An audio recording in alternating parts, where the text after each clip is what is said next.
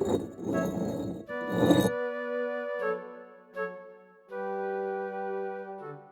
name is Julie Sommerfeld. I'm manager of Rare Books here at the University Library. I'd like to begin by acknowledging and paying respect to the traditional owners of the land on which we meet, the Gadigal people of the Eora Nation. It's upon their ancestral lands that the University of Sydney is built. And as we share our knowledge, teaching, learning and research practices here at the university, may we also pay respect to the knowledge embedded forever within the Aboriginal custodianship of country. So welcome everyone. Welcome to the first Rare Bytes talk for 2023. It's so good to have these back with a live audience again. It's my great pleasure to introduce our speakers today, Professors Hugh Griffiths and Liam Semler. Hugh Griffiths is an Associate Professor of English Literature here at the university. His research interests lie in 16th and 17th century English literature and culture, with a focus on Shakespearean drama. Specific interests include constructions of the early modern nation, sovereignty, restoration and 18th century adaptations of Shakespeare and other early modern dramatists, contemporary performances of Shakespeare plays. Liam is Professor of Early Modern Literature here at the university. He teaches, supervises and researches widely in early modern English literature. He was the director of the Medieval and Early Modern Centre in 2012 to 13 and president of the Australasian University's Language and Literature Association from 2009 to 13. Liam has held visiting fellowships at the Massachusetts Centre for Interdisciplinary Renaissance Studies, Corpus Christi College in Cambridge, Oxford Brookes University and the Universities of Nottingham, Warwick, Essex and Auckland. Over to you, Hugh and Liam.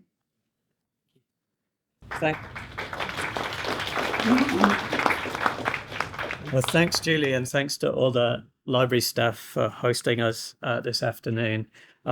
As Julie said, my name's Hugh, and I'm here with my colleague Liam. We're both of us from the discipline of English here at the University of Sydney, and we're going to talk today about a recent amazing discovery made by the Fisher librarians, by University of Sydney librarians, particularly Julie Price and Kim, who was rather wonderfully with us today as well, during the lockdown in 2020. I remember quite vividly getting an email in the midst of all that lockdown explaining to me that they'd found a number of loose leaves and they thought that they could be likely to be from a dismantled copy of Shakespeare's First Folio. To say I was excited was an understatement. To say that I was puzzled about how we could own such a thing without anybody seeming to have known about it for a while is an even bigger understatement. Today, we're just going to take you through some of those leaves, explaining a little bit about their significance, their condition, and perhaps starting to say something about what we might learn from them, particularly how they contribute to our understanding of the ways in which Shakespeare's works have been disseminated over the centuries. So Shakespeare died in 1616, and he was already widely admired as a poet and dramatist. And 7 years later, in 1623, an extraordinary publication appeared in print. It was titled Mr. William Shakespeare's Comedies, Histories and Tragedies. It was in magnificent folio paper size, and it included a frontispiece of Shakespeare, which is now an iconic image of his head and bust. And the book spanned over 900 pages, and it presented to the buying public in London the text of 36 plays by Shakespeare, 18 of which had not been published in print till that moment, all neatly ordered in three broad categories: the comedies, the histories, and the tragedies. There were probably about 750 copies printed, and a little over 230 full copies are known to remain extant. But very few of these full copies are complete in the way in which they were published. And after the first folio was printed in 1623, there was a second edition in 1632, the second folio. There was a third folio in 1664, which which had some trouble with the Fire of London, and there was a fourth folio in 1685. The State Library of New South Wales has a copy of all 4 folios, including the only first folio in Australia. And in July 2022, a first folio sold by Sotheby's fetched about $2.4 million US dollars. So the cost of this book has gone through the roof, although rare book scholars will tell you it's not that rare with 230 copies around. So it might seem a bit disappointing that the Fisher holdings are what amounts to really just a handful of loose leaves. But to be honest, this fragmentary state is fairly common, and it's what we might expect. Even as Liam explained, full copies of what look like full copies are often in bits and pieces. And we think we can learn quite a lot from the fragments that we do have. Even as Liam said, supposedly whole books are often composites, and that's certainly true, for example, of the first folio that they have down the road in the New South Wales State Library. Emma Smith, who's one of the most important scholars to work on the history of first folios, writes that most folios around the world are a combination of facsimiles, imported leaves, and original leaves, and our collection really represents that understanding. So our pages might not be a whole book, but their fragmented state is more typical than it is a surprise. So Fisher Library doesn't have a full first folio, but it does have some exciting material, including a copy of the second folio, 1632, which has some facsimile leaves inserted in it, which is not at all surprising. Fisher Library also has a section of the fourth folio, some plays from the fourth folio, which we now know not to have been written by Shakespeare, but they were included in that fourth edition of the folio. And so we have that section of the fourth folio from 1685, and that's another illustration of the way the folio as a book is really a book that is an assemblage that comes and goes, comes together, comes apart, circulates around the world in bits and pieces. And we have an array of loose leaves of folio pages, which we'll now talk about. Yeah, so in the rest of the time, we're just going to show you some pages that we have and that you can go see afterwards, and just say something about what we're seeing when we look at them.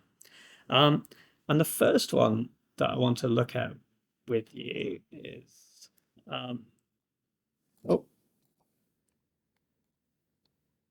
this one, which is a page from the beginning, the opening material of the first folio.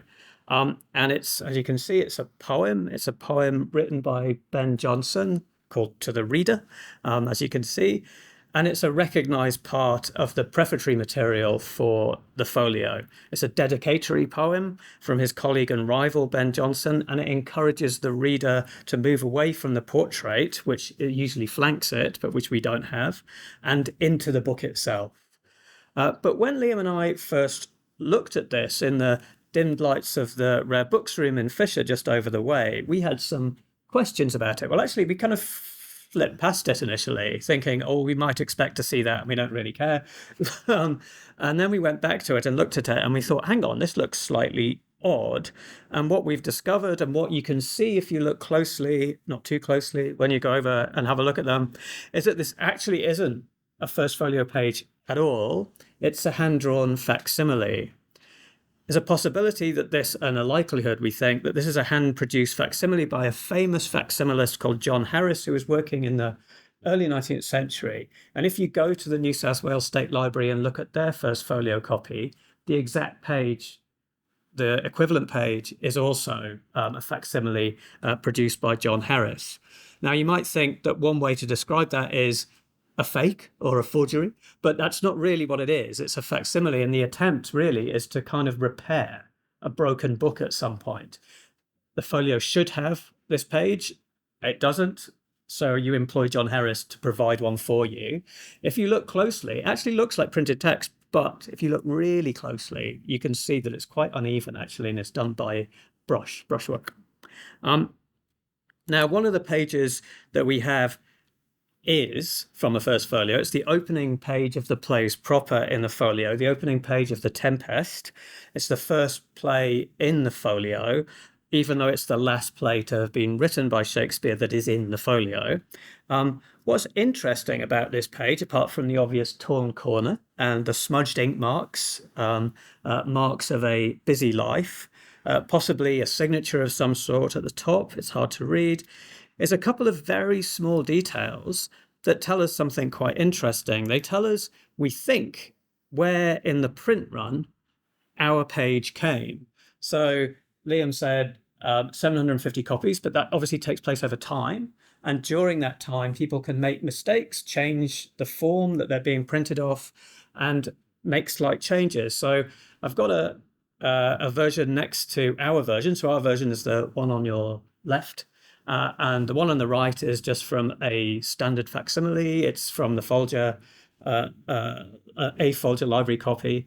And if you look really closely, you can see subtle differences. There's one obvious difference here. This word bosun, in this copy, the E has started to break. Our copy probably comes from later in the print run because the E has been replaced with an E that's working. And even stranger and smaller and a tinier detail is this little droplet coming away from the P. And as the folio got printed over time, that little droplet of metal separated more and more from the P. So it suggests that our copy is from quite late in the print run of the first folio. There's another, actually much more obvious detail on the back of the page as well, but it was too obvious, and I just wanted to give you the silly little details. So there's a stop press correction on the other side where our version has the word Milan spelt properly, and in earlier versions it's spelt Milani. It's spelt incorrectly. So that's one page.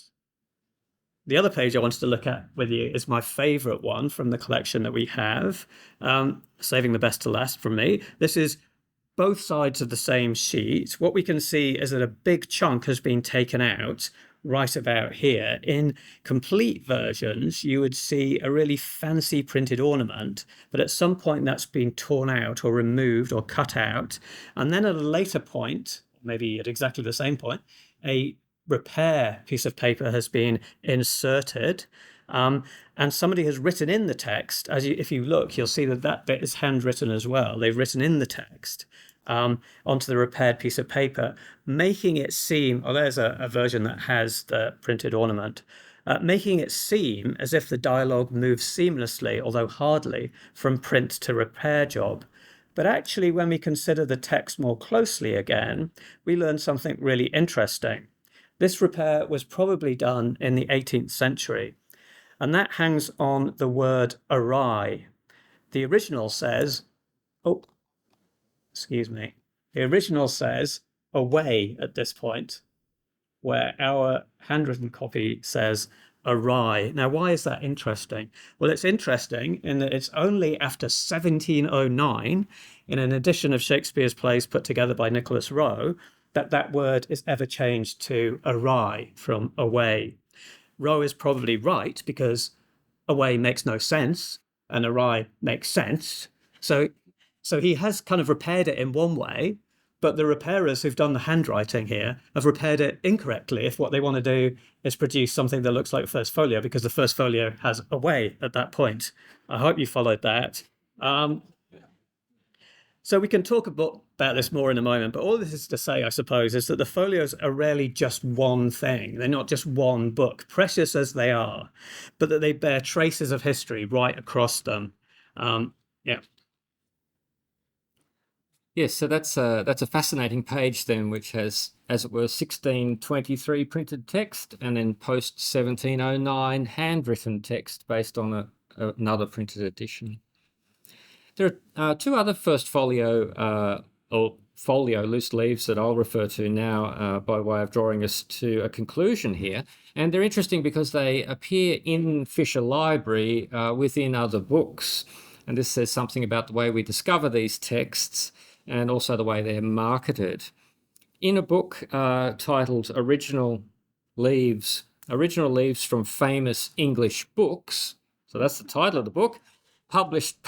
They could say, we have destroyed some old books and we've made this thing we can sell to you. So this is published by the Folio Society in 1961.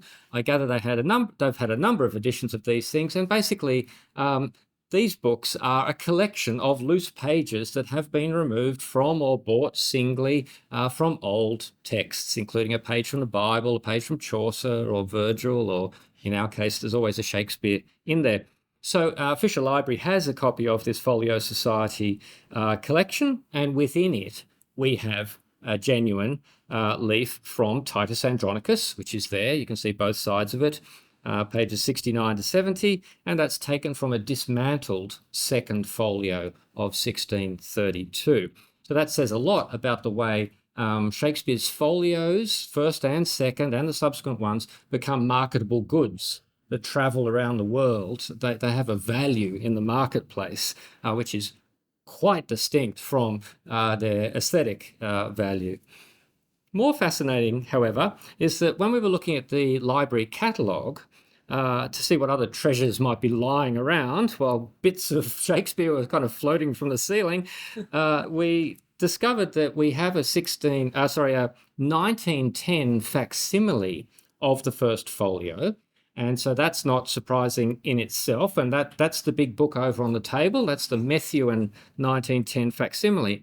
But in looking at the library catalogue, there was this note. It said, Fisher Library Rare Books and Special Collections copy has loosely inserted page from The Tempest and The Two Gentlemen of Verona. That's it. That's a note in the online catalogue in relation to this facsimile. And so we look at that and think, this is astonishing. Check the book. And so we go and have a look at the facsimile, and sure enough, there's another loose leaf which has the end of The Tempest, you can see on the left, and then on the other side of the page, it's got the beginning of The Two Gentlemen of Verona. And amazingly, that page is from the first folio. And the first folio is of much greater value than the subsequent folios. So what this really gives us is our third page, our third piece of The Tempest, which is from the first folio. But we don't know yet if those three pieces of The Tempest that we have come from the original same volume.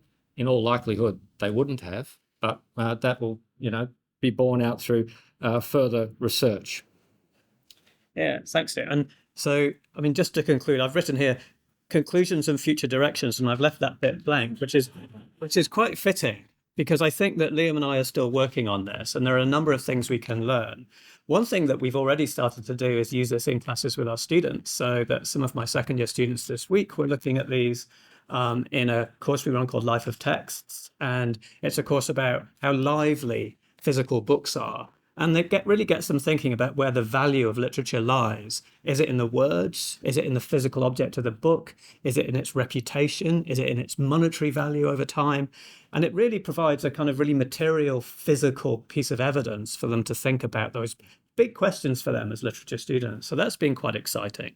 But beyond that, Liam and I, our intention is to further investigate the material that's in front of us and really write up as kind of detailed a picture as we can of the materials that we have wonderfully housed here at Fisher Library.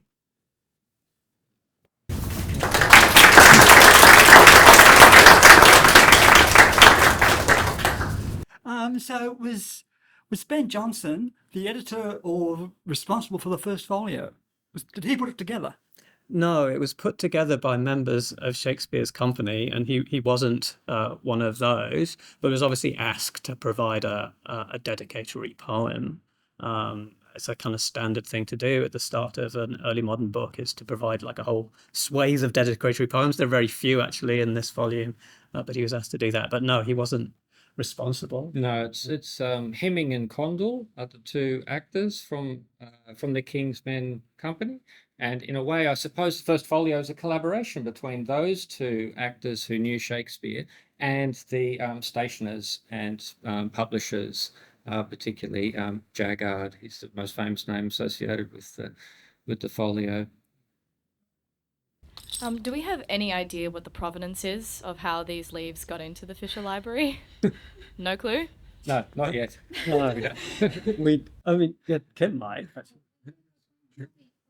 Sorry, a former librarian in Red Books, found some of them. She found them on a list of things that were in what's called the McDonald collection. So we know that some of them are from the McDonald collection and the others.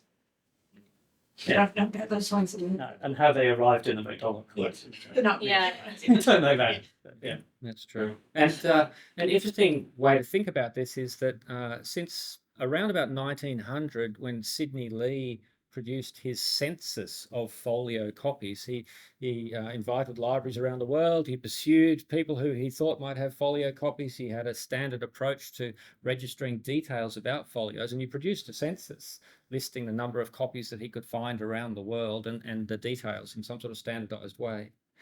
And then after him, there's a much more recent census by Rasmussen and West.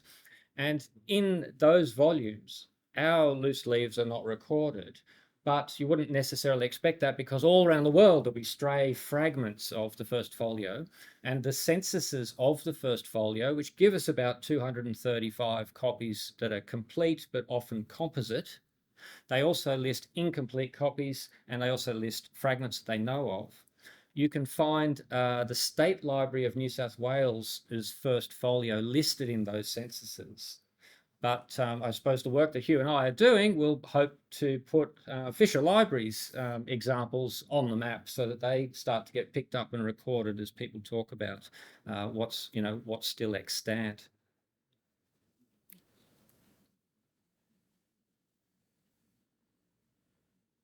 Thank you so much.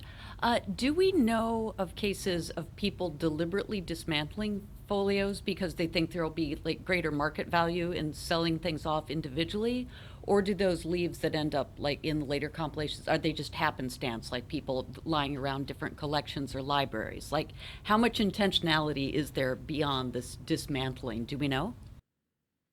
I mean, my understanding, Gretchen, is that people at some point could sell individual leaves for money, and that the value resides not in the intact text, but in or that kind of fetishized object itself. And so, if you can kind of break the fetish up, you can sell more versions of it. At least that's the story that Emma Smith tells, and I think that our copies fit quite neatly into that. I mean, what I'd be intrigued to find out, we don't know yet, it'll involve, I think, more painstaking work on things like the watermarks, which we've started to look at, and we've identified the watermark on the first page of the Tempest as being genuine and so on. But that might start to help us find out whether they're all from the same book or not, same copy. It's interesting because through the 19th century, I think the whole shape of the Shakespeare folio industry changed and developed, and I mean, I've been going through sales catalogs from booksellers auctioning off books and having a look at what they've got from Shakespeare to sell, and they've got a whole array of ways of talking about Shakespeare folios as they're selling them. And it's very important through the 19th century, when the cost of these volumes is doubling and doubling and doubling, or nearly going up and up and up, that presenting a complete copy is a very important object. And so they will complete copies that are incomplete. They will seek facsimilists to put, not only that, they will insert pages from other copies that, so you might have an original from a second folio in a first folio to make the first folio complete, so it can then be sold off. A lot of them have lost that portrait at the front, which of course is a beautiful thing to a book buyer, and so the portrait gets facsimile copies of the portrait are everywhere, and they're appended to the front of the book so it sells. So there's a lot of making of complete copies through the 19th century, and yet no doubt people are selling all sorts of bits and pieces. There's one anecdote in Emma Smith's book, I think, about someone who's actually assembled a full folio out of pieces and was asking, can we count this as a volume? So I think it left one of the booksellers without words to know how to reply. Yeah, so the value lies in the value of spare parts as well. I think the idea that you might need a spare bit of... Yes. Oh, thanks. I was wondering, aside from the fact that they turned up and that we had them, was there anything surprising that you came across while you were both studying them? For me, it's just that patched page of Antony and Cleopatra. But that's a kind of personal interest because I've got an interest in kind of 17th and 18th century adaptations of 16th century plays. So for me, as I was reading it, I was thinking, oh, hang on. So for me, it's that. I don't know if it was a surprise. Maybe the extent of the repair job was a bit of a surprise, and the meticulousness of it, or at least it's meticulous in terms of the handwriting and an attempt to make it look like print. But then obviously not meticulous in terms of like checking the sources and getting the words right. And for me, that's been a kind of interesting thinking, I suppose, about what people are doing with Shakespeare in the 18th century, what it means to repair him, what it means to put him back together from the fragments that we have, what it means to clean him up, to make him make sense to us. And that might mean completely ignoring what he wrote and writing a different word, or in this case, writing that and then patching it into bits of. So for me, that's the fascinating discovery, because I think it tells us a lot about shifting attitudes to what it means to bring Shakespeare back to life at different times. Sorry, I'll ask a second question. You mentioned the printer earlier. So was the printer based in London? And is there a story behind that particular printer working, in the arts or printing those types of things? Yeah, yes, definitely. Yeah. So we are talking about London, and we're talking about a major project that they're printing over the course of the previous year. And it's quite an operation to print this. And then the volume's an expensive volume. And then, of course, it's 10 years or so before there's a second edition, because you've got to sell these things. And initially they're unbound pages, and you might sell them. You pay extra to have them bound. If you want to buy them that way, you have them separately.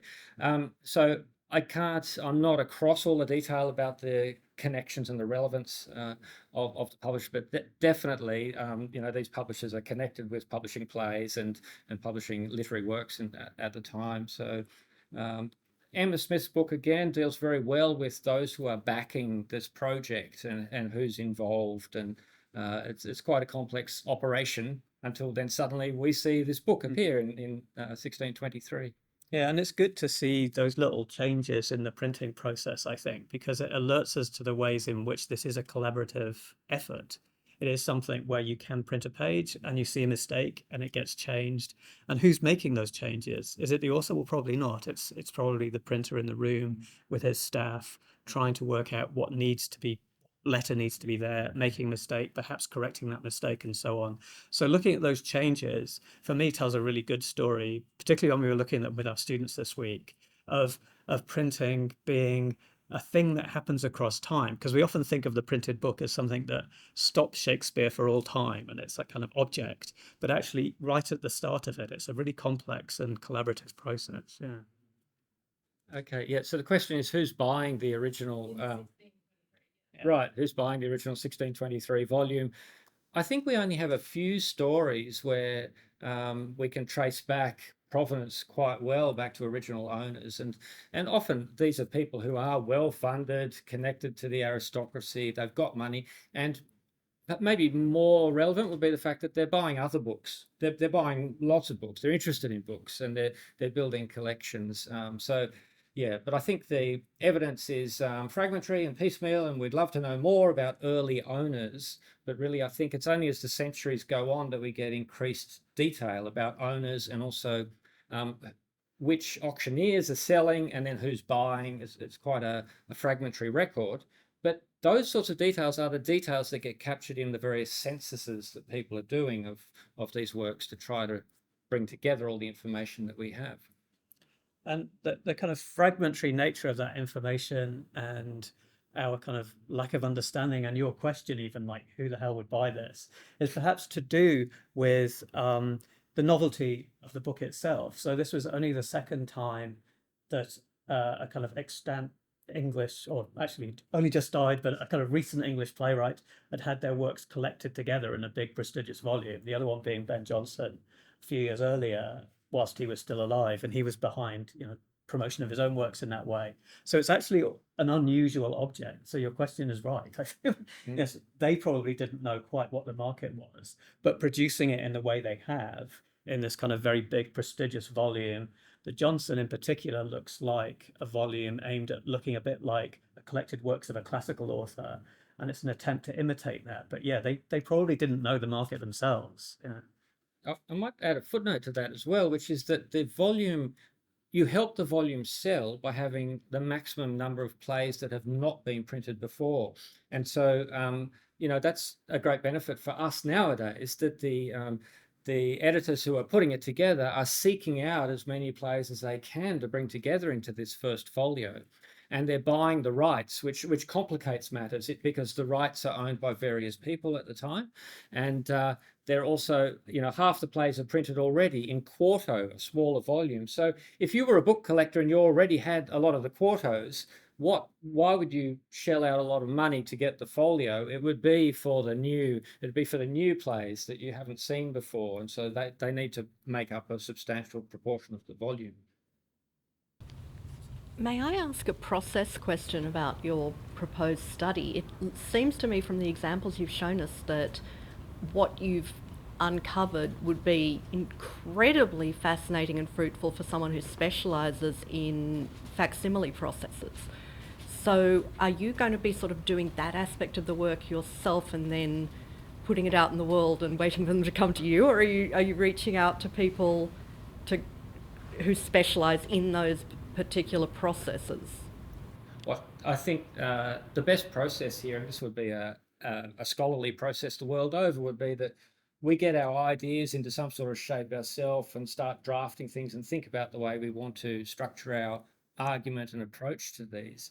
And then we get proper experts who might know about the work of John Harris and can have a look at the material, and so we can incorporate that into what we're producing, so that our work is is going to be of the best quality. So it's none of it is about secrecy or hiding the work or anything like that. It's very much about us formulating our own scholarly take on it, and then definitely connecting with experts who would obviously love to contribute and have a look at the materials. Because I think, as we've been trying to say, there's multiple stories to tell about it, and I think what we want to do is kind of sort what we think those stories are, and then approach kind of an array of people. I mean, it's a little bit random, but it's, if there are sort of these 18 new works, what was that material, what form was that material in order to get it to the printed? I did some work in the 1990s with Patrick Tucker and his work on performance using the first folio as a performed text. So within it, it had instructions on how the performance would be played. Could it have come from the roles the actors had, and they brought all the roles together and then put them into some form, or were they already in some sort of script? I think that's a question which would be answered by looking at editions of individual plays where the editors have gone into the detail of how those individual plays have been passed down to us. Because when they're assembling the first folio, and yes, of course, they're trying to acquire as much of Shakespeare's work that they know about, even that hasn't been published yet, they have to go to various different sources.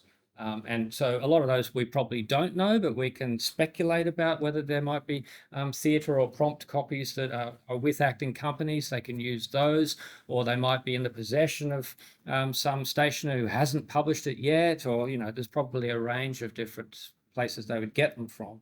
And the people who've done the work on producing modern editions will have looked into that. So that's a start on that topic. Yeah, and I mentioned briefly just then a book that preceded this, which was Ben Jonson's complete works, and we often compare them, but that's the one thing that differs. So Ben Jonson was there to intervene between the theatre and the book, to make it nice. But here we've got actors helping to put it together, and it comes from the kind of variety, the different shapes of text that actors deal with. And we have various scriveners who will neaten up the contents. Tempest is a beautiful example where the stage directions are known to be not fully Shakespeare in The Tempest. They're more descriptive, they're more elaborate, as though they've been developed off a barer Shakespearean stage direction by someone who's assembling the text based on performances that they've seen. So, the text is infinitely fascinating in terms of who's involved. Okay, I think we we might wrap it up there, but thank you so much. We're eagerly awaiting your research. Join me again in thanking Hugh and Leah. And if you haven't already, please be welcome to come and have a look at the leaves, but remember not to touch them. Thanks.